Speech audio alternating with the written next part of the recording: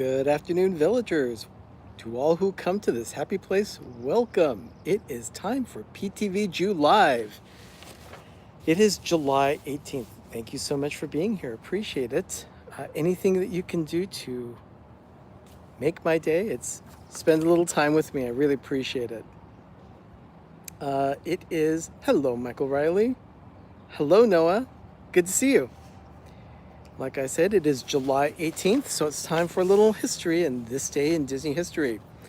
So, let's start back in 1950. On this day in 1950, let me adjust the camera a bit. There we go, that looks a little better. I keep playing with my gimbal to get it just right, so bear with me. Thank you so much. Okay, let's go ahead and try this again. 1950, Walt Disney Studios releases their first live-action film ever. It's called Treasure Island. That started the pirate craze for Disney. It was actually a pretty good movie too. In 1955, of course, that is the year Disneyland premiered. July 17th was its birthday yesterday, but Disneyland officially... Hello, Mike Wheeler. Thank you for being here. Happy birthday, Eve, to me. Thank you so much, Mike. That means the world to me. Thank you so much. 1955. This day, July 18th, Disneyland opens to the general public. And it's pretty crowded that day. The first official day of operation lasts 12 hours. They open at 10 and close at 10. And they had 50,000 visitors that first day. That's pretty successful. I do know that there was a little bit of trivia on the night of July 17th after everything was shut down. Doug and I were talking about this yesterday, and Bob Gurr, one of the original Imagineers, was there in Tomorrowland. And Walt was going around and asking cast members at that time, is there anything you need from me? And Bob Gurr said, I need a mechanic. I need a mechanic now. It turns out that Bob Gurr was one of the designers of the Utopia cars, and all but 2 of the cars during that first day broke down, so they needed to fix them. So that the next day, today, all the cars would be ready to go for the guests that would be paying to come into the park. That first day, all the people that came in were guests of Walt Disney. Well, that was the original intent until there were a bunch of counterfeited tickets that went through, so the place was inundated with people. It was completely unexpected. Hey, Zippity Doo Dad, thanks for popping in to say hi. Appreciate it. A great show last night on This and That. That was fantastic. Thank you so much. 50,000 people visited that first day at Disneyland. So that's a lot of people. And Walt was overheard at times to people that were going through saying, to all of you that bought tickets, thank you so much. I love you. So he was very grateful and appreciative of his first guests that day. He was seen outside the firehouse on Town Square on Main Street saying that. On that first day, there was actually a gentleman by the name of Dave McPherson. He was a 22-year-old college student from Long Beach. He wanted to be the first person to buy a ticket. So he waited all night outside the front gates of Disneyland, there at the ticket booth, so that he could buy a ticket to get into the park. Well, it turns out that was the only ticket he ever had to buy because he won a lifetime pass it's the typical pass that any cast member has where they're able to take themselves into the park along with 3 guests. So any 3 guests could go with him, as he was always able to go. I couldn't find whether or not he is still alive or not, but I am assuming that he is. At this point, hello, Zachary. Thank you for being here. Well, are you dealing with the heat today? If so, stay safe. It's actually very pleasant out here. I'm in the shade outside my building, my office building. Right behind me over my right shoulder here, that's a redwood tree. So, hey, Steve, thanks for being here. So anyway, this guy, Dave McPherson, won a lifetime pass to Disneyland.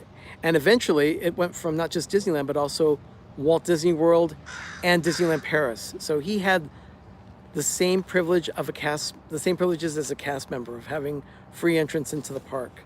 So I think that's pretty darn cool.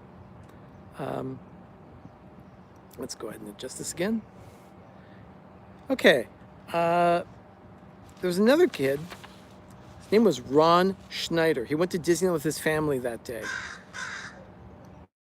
Ron's father had done some air conditioning work on one of the buildings, so his family wanted to see what their father had been doing the whole time. Well, later on, Ron would go on to work at Disneyland, and then later he became the original dream finder at Epcot. So I think that's pretty cool. A nice little tie into Florida as well. And then there was another young boy by the name of Tom Nab. He paid to get into Disneyland that day, but it was also the first and last time he had to pay. Because on July 19th, my birthday, well, 9 years prior, in 1955, he started working at Disneyland. So I guess that was his entire career. And there was another cast member that started on this day, July 18th, 1955, and his name was Jim Cashin.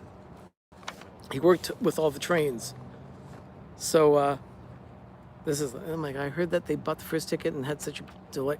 I'm sorry, I did not see that whole comment, Mike. I'll go back into the stream and read it again. I'm so sorry I missed it. It disappeared from my screen very quickly. Anyway, so on July 18th, Jim Cashin started working at Disneyland. He worked with the trains, and I've got a quote from him. It says, "I went to work in the Roundhouse on July 18th, 1955 as a junior engineer.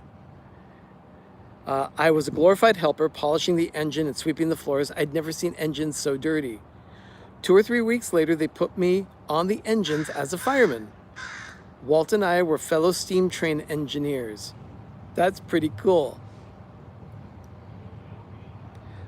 Walt liked to run the trains, but he drove a little too fast.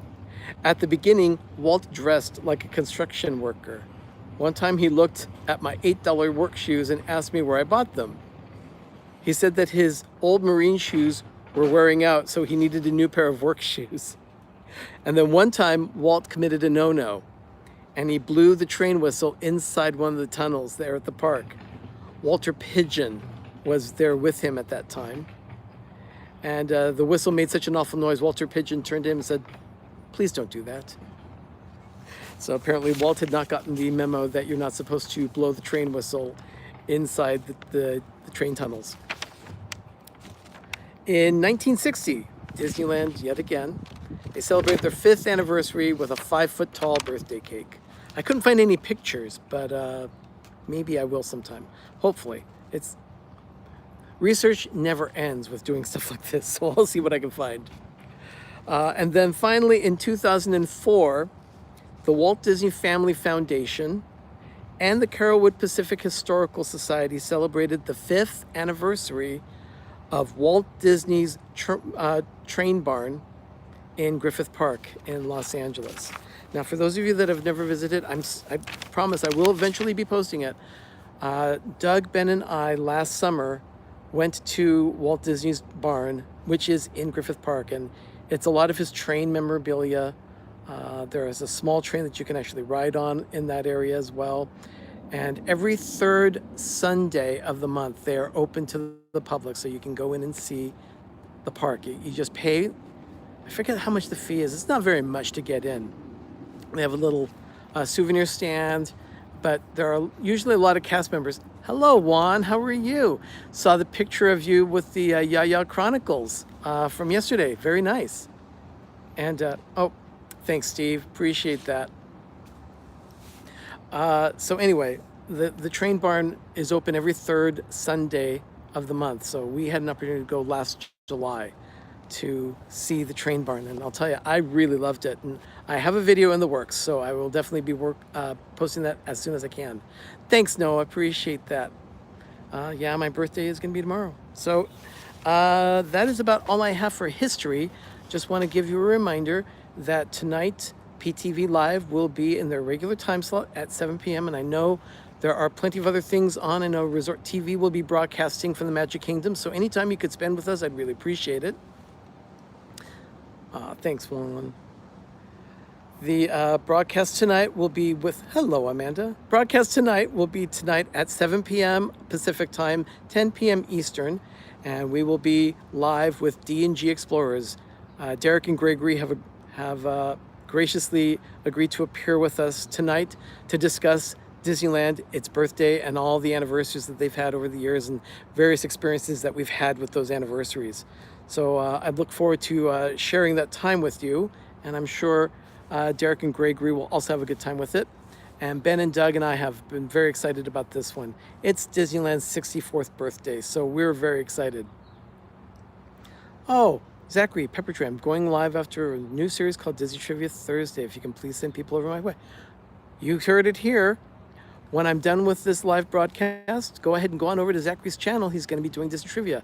I've got to get back to work myself very shortly as I do this on my lunch break. So I have kind of a limited amount of time that I can spend here with you. But I really appreciate you spending this time with me live.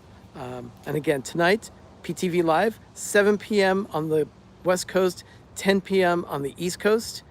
And we will be discussing Disneyland's birthday throughout the years with Doug, Ben, me, as well as D&G Explorers. So we'll look for you tonight. Thank you so much for spending this time with us today. And go out, have a magical day, and have a great, big, beautiful tomorrow. Bye, everyone.